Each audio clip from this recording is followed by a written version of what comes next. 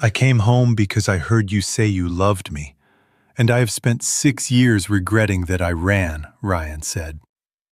10 hours earlier, at 1:17 in the morning, I had opened my apartment door and found my best friend standing in the Seattle rain after 6 years away. For a moment, I forgot how to breathe.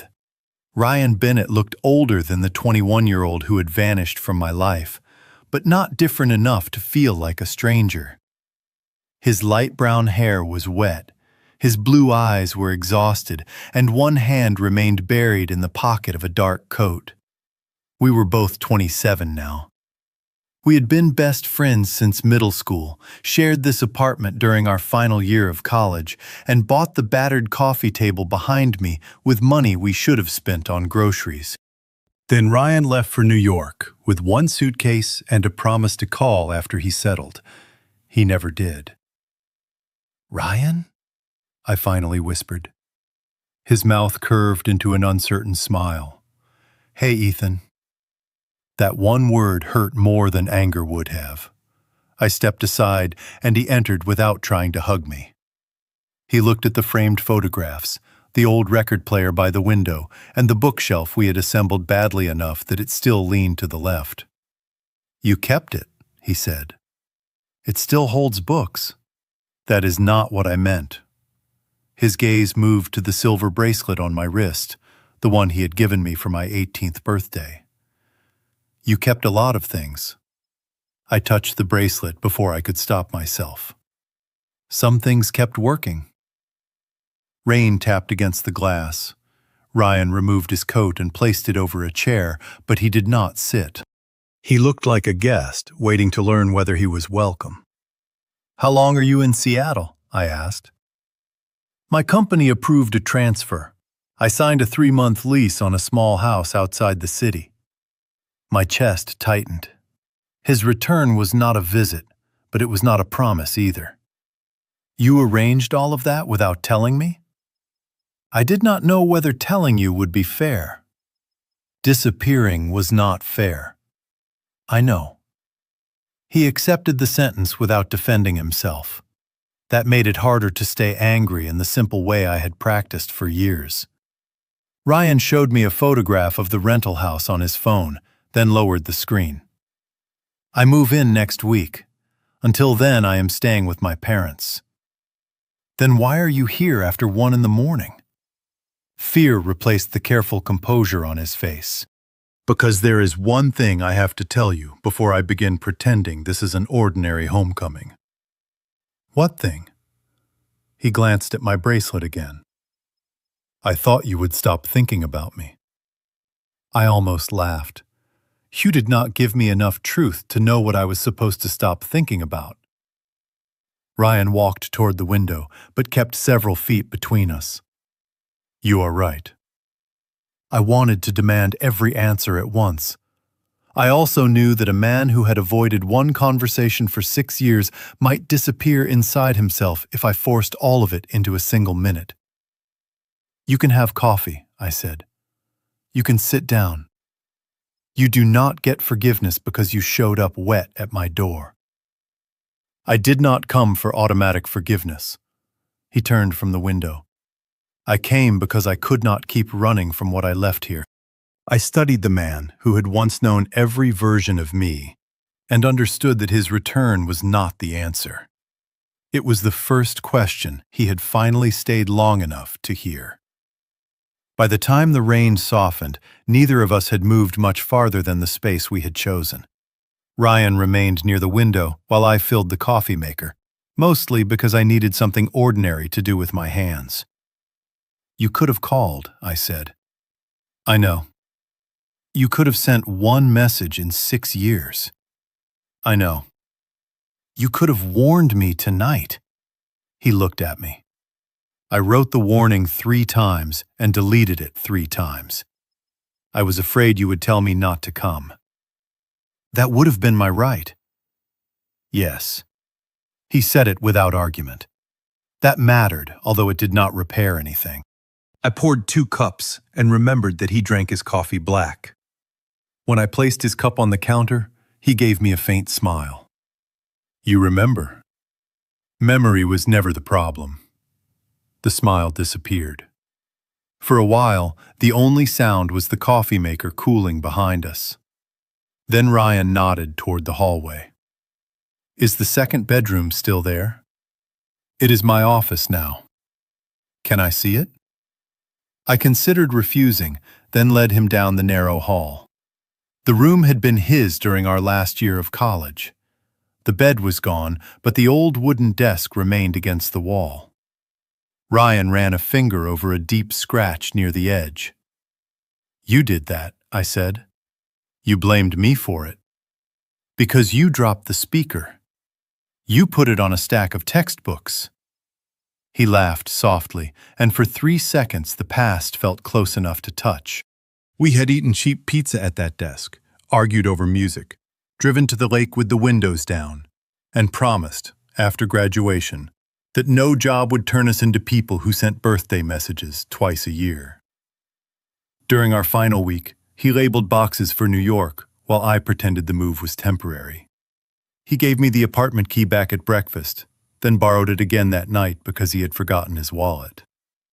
Nothing about those days had looked like a permanent goodbye.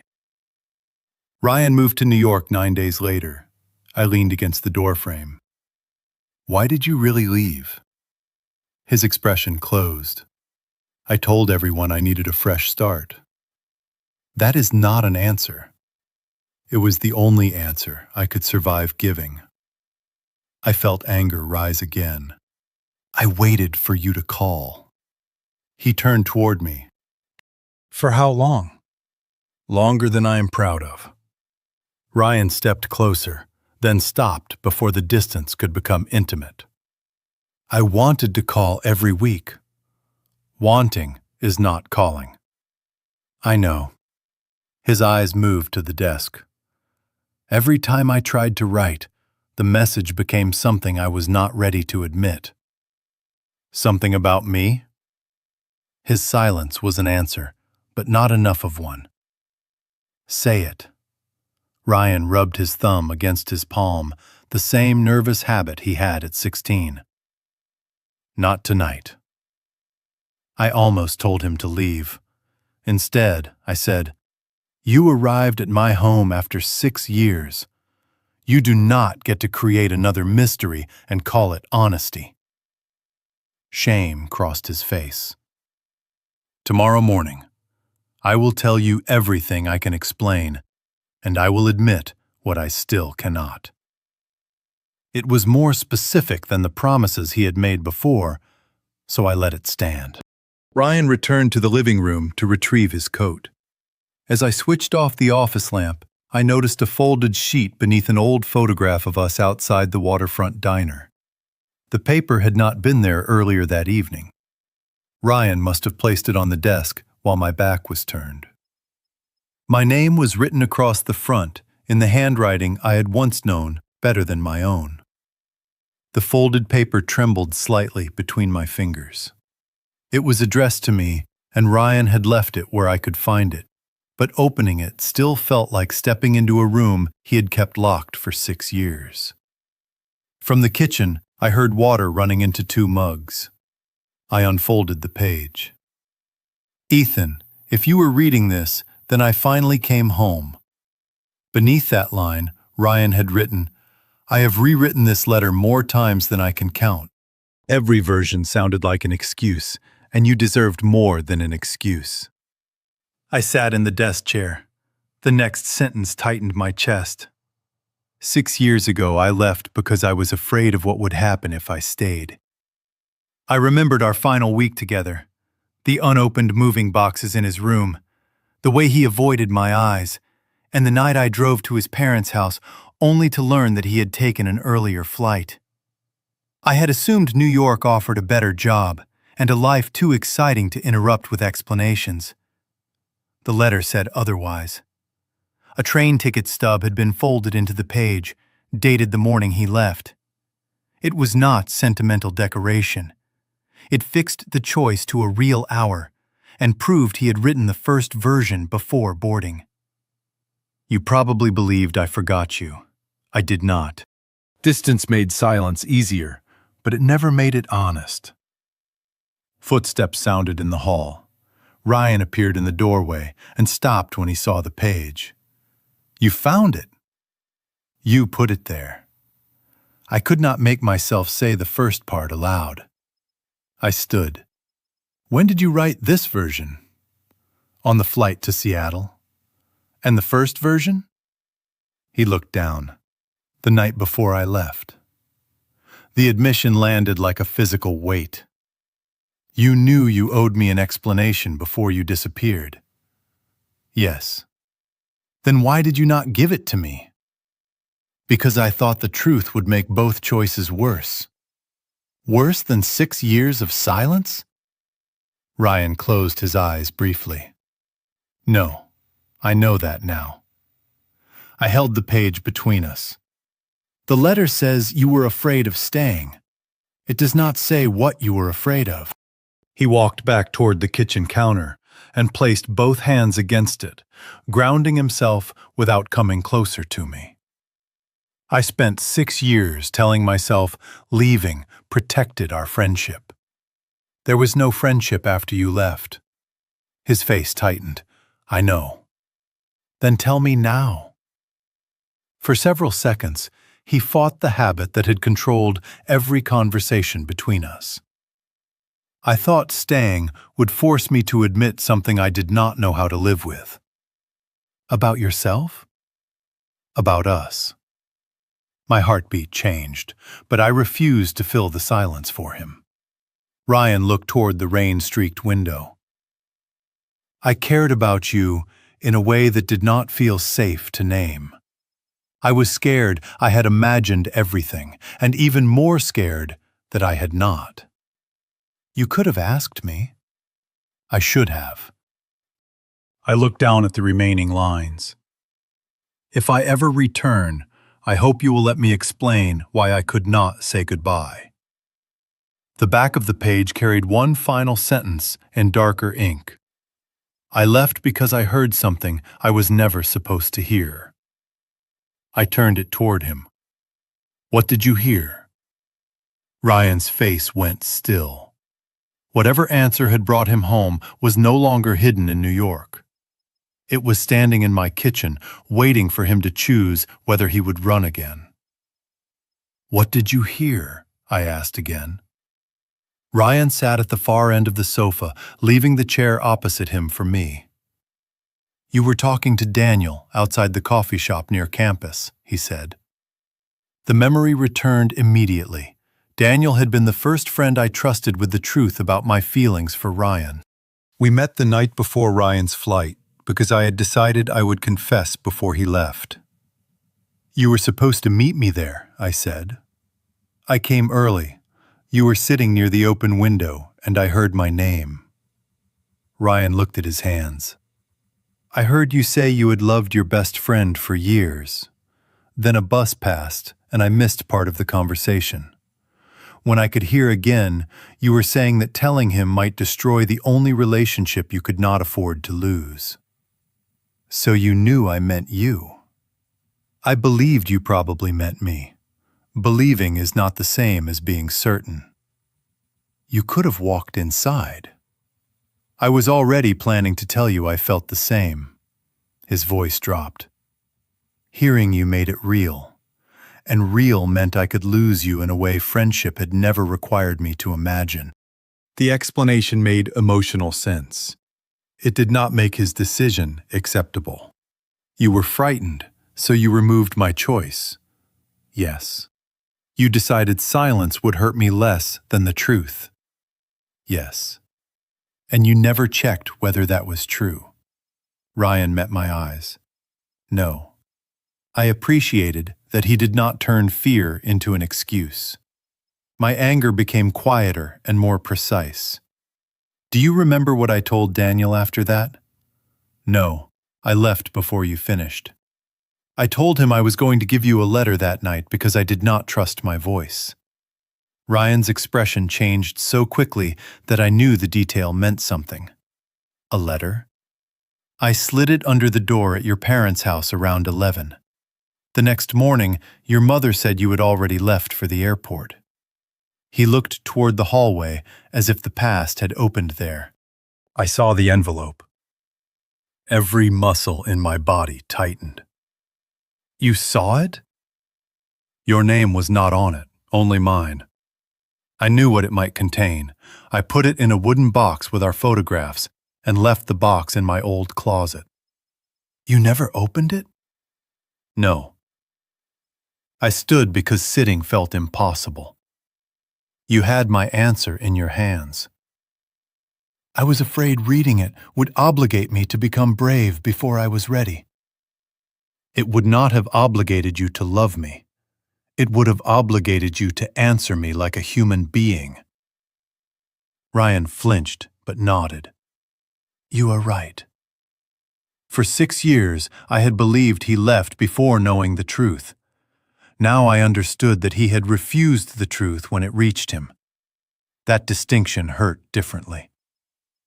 Does the box still exist? I asked. I do not know. My mother is clearing the house before she downsizes. She called last week because she found several things from our apartment, but I did not ask about the box. Why not? Because asking would have forced this conversation before I knew whether you would even let me through the door. I looked at him. And why did you come back? Ryan's hands shook once, then became still. Because I finally understood that protecting myself was not kindness to you. He held my gaze. And because I cannot keep pretending you were only my best friend. I let the sentence remain between us. In another version of this story, 6 years of hidden love might have made it romantic. In the room where I had actually lived through those years, it felt like evidence and injury at the same time. Do not give me another letter, I said. Say what you came to say. Ryan took a slow breath. I loved you when I left. I love you now. I am not asking you to answer tonight, and I am not asking you to make my return worthwhile.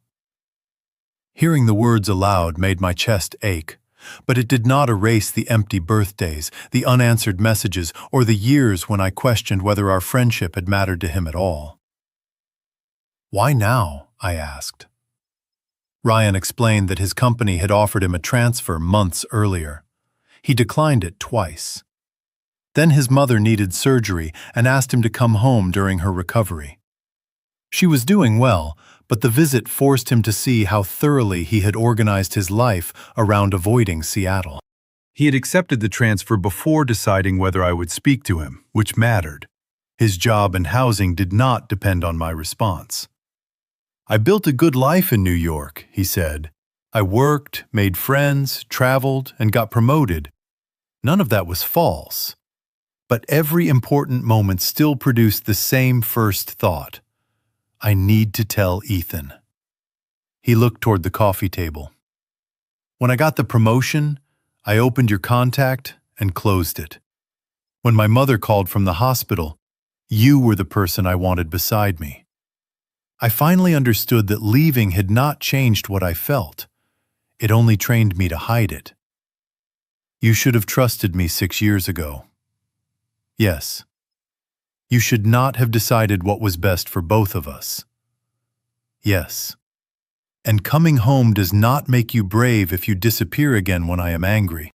Ryan nodded. Then be angry. I will listen. That answer was better than an apology designed to end discomfort.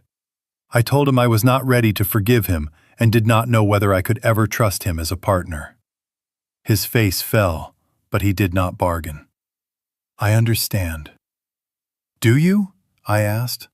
Understanding means accepting that I may decide friendship is all I can offer, or that I cannot offer even that. I know. Ryan stood and reached for his coat. Where are you going? Back to my parents' house. You need space, and I arrived without asking. He stopped several feet from the door. I will not contact you again unless you tell me that I may. For the first time since his return, he was giving me a choice before making it for me. I looked at the clock. It was nearly 4 in the morning. The buses were limited, and he was exhausted. Compassion did not require forgiveness, but it could still be practical. "You can sleep on the couch," I said. "Only tonight. This is not an answer to anything else." Ryan's expression softened, but he did not step toward me. "Only tonight." I brought him a blanket and kept the bedroom door open until I was ready to close it. Lying awake, I realized that the irreversible event was not his confession. It was my decision to let the conversation continue without pretending the past had been repaired. I slept for less than 3 hours.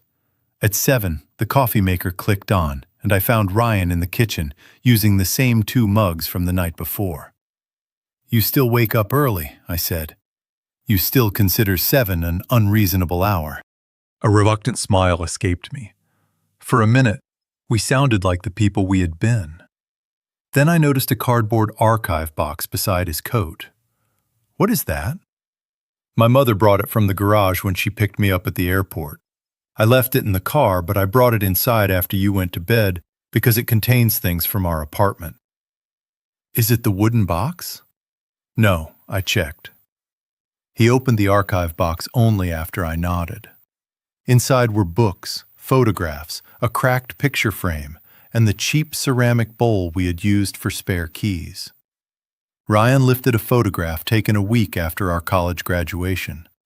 We were standing outside the waterfront diner, both smiling, with moving boxes visible in the back seat of his car. On the reverse, he had written, "The last week I pretended I did not love him." "You wrote that before you left?" I asked. "The same night." "And carried it to New York?"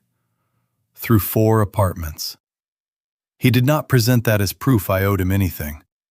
He simply returned the photograph to the table. I asked what the 6 years had actually looked like.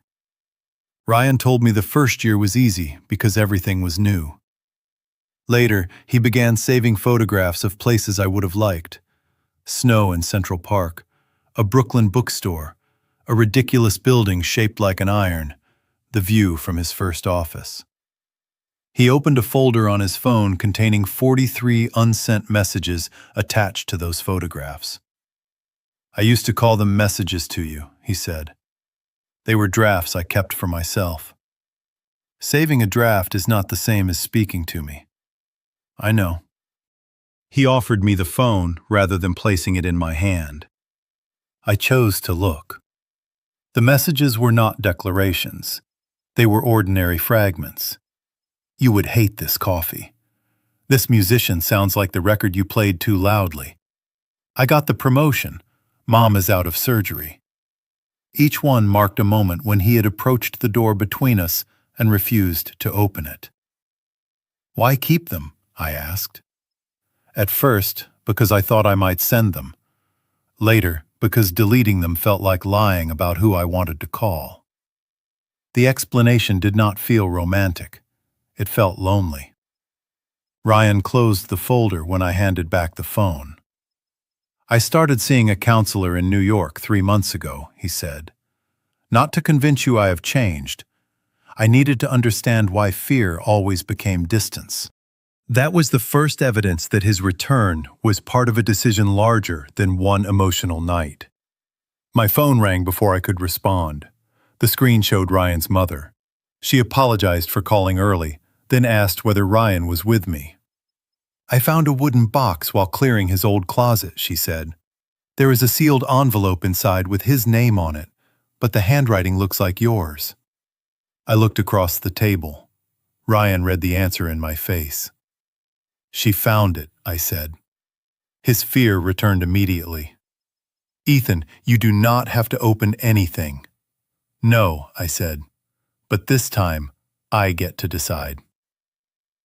Ryan and I drove separately to his parents' house. I wanted my own car and the ability to leave whenever I chose. The neighborhood looked almost unchanged: tall maples, narrow lawns, and the blue mailbox beside the driveway.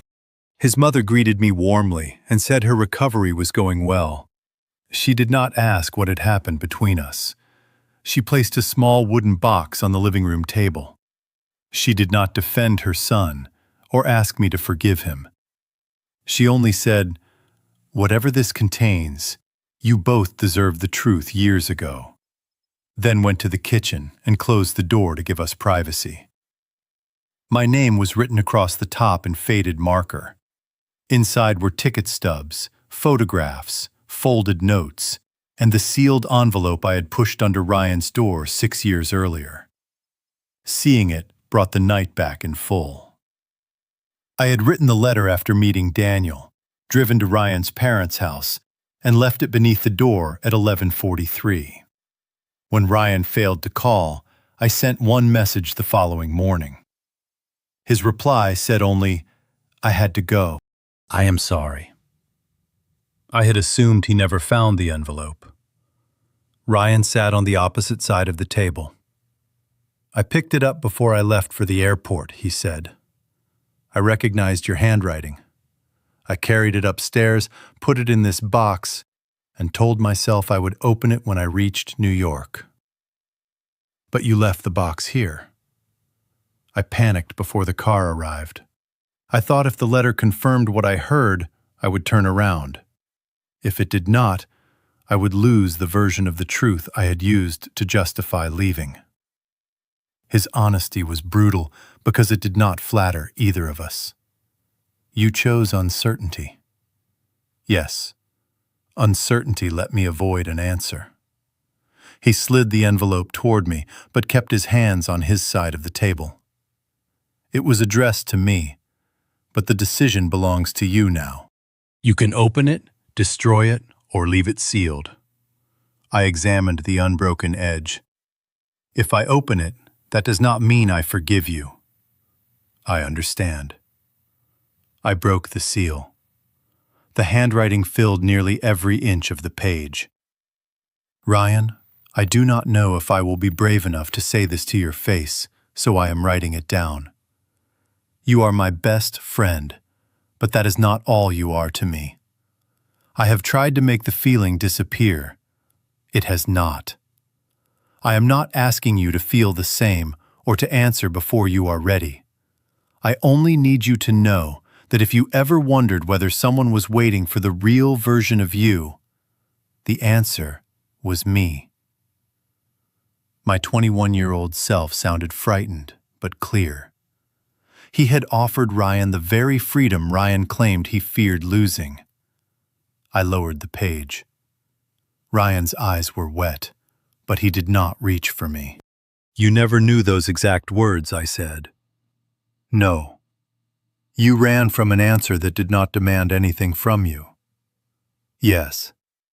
And I spent 6 years believing you had rejected me after reading it." Ryan looked down. "I cannot give those years back." "No, you cannot." The main mystery was finally solved. We had loved each other before he left. The answer did not make the story simple. It proved that love had existed without the trust or courage required to carry it. I folded the letter and returned it to the box. "What happens now?" Ryan asked. "Now you keep the lease you signed. You continue counseling. You do not appear at my home without asking." "All right. And if I need distance, you do not punish me with another disappearance." He nodded. "I will tell you where I stand, even when the answer is uncomfortable."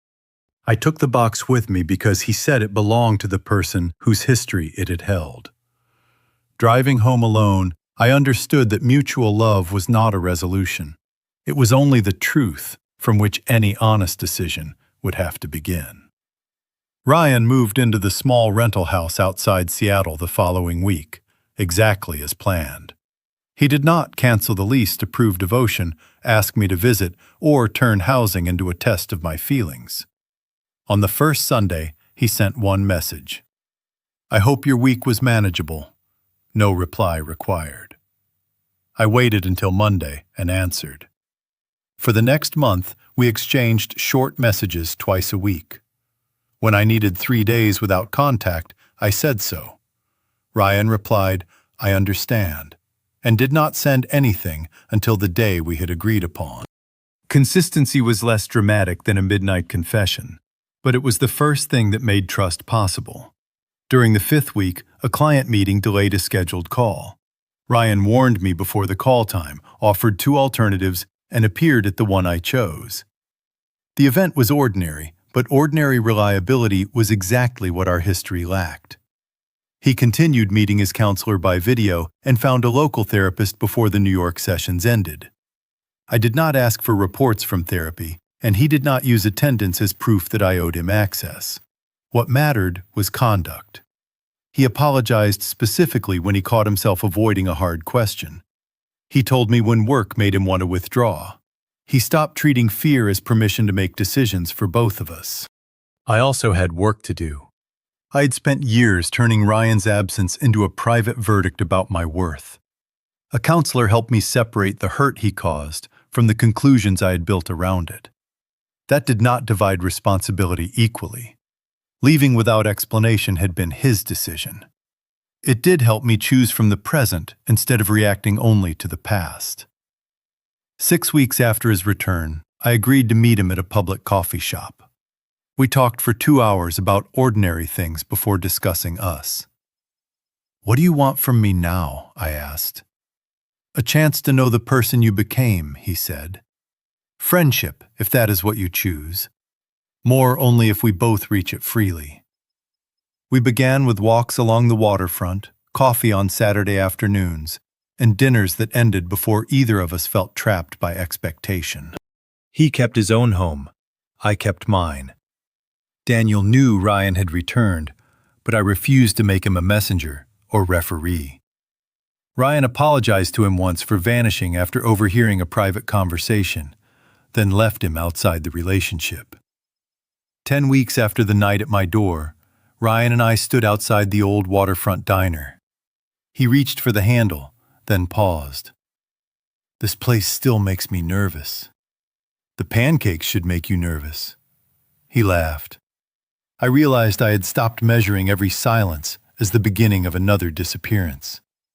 "Ryan," I said, "I want to ask you something, and I need you not to answer because you think it repairs the past." His expression grew serious.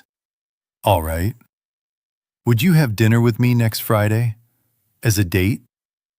Surprise softened his face. He did not step closer.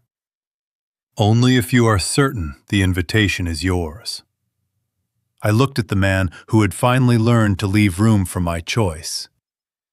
"It is mine."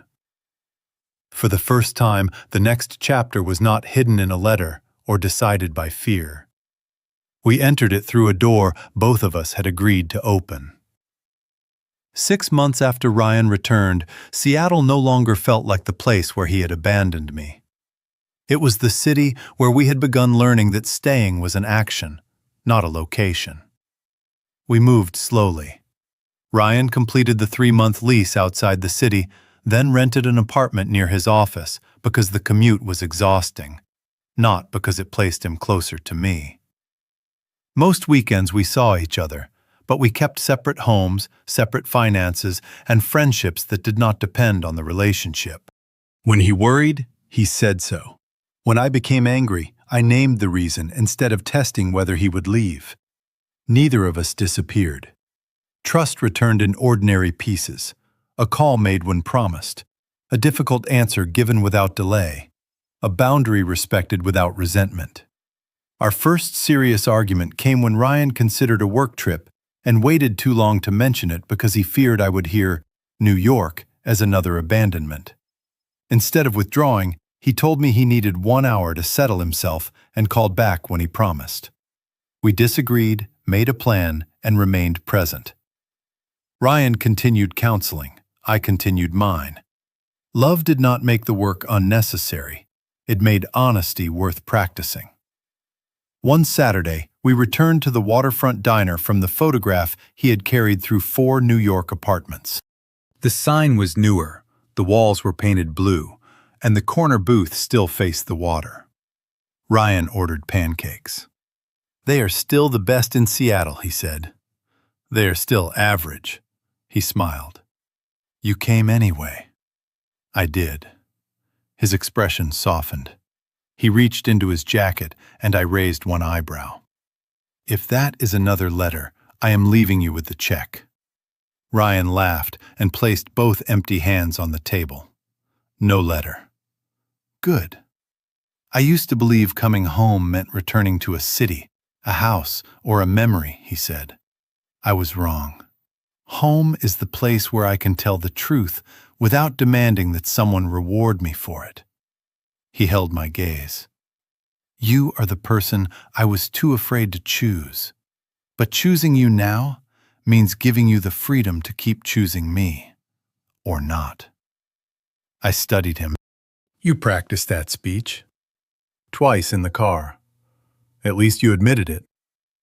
We both laughed, and the tension dissolved into something gentler. Outside, the late sun reflected across Elliott Bay. As we walked toward the parking lot, Ryan stopped near the railing. May I hold your hand? He asked. The question was simple. The answer belonged entirely to me. Yes. I placed my hand in his, and he did not grip as though I might vanish. A year after the night he returned, we stood outside my apartment while rain softened the city lights. The silver bracelet still rested on my wrist. Ryan noticed it and smiled. You still wear it. You finally learned not to treat memory as an answer. I learned that memory is only a reason to ask better questions. He looked toward the door. Ready to go home? I thought about the two 21-year-old friends who had loved each other without enough courage to speak, and the two 28-year-old men who now understood that love without choice could become another kind of silence. I am, I said. We walked inside together, not because the past had been erased, but because neither of us was asking the other to become smaller in order to stay.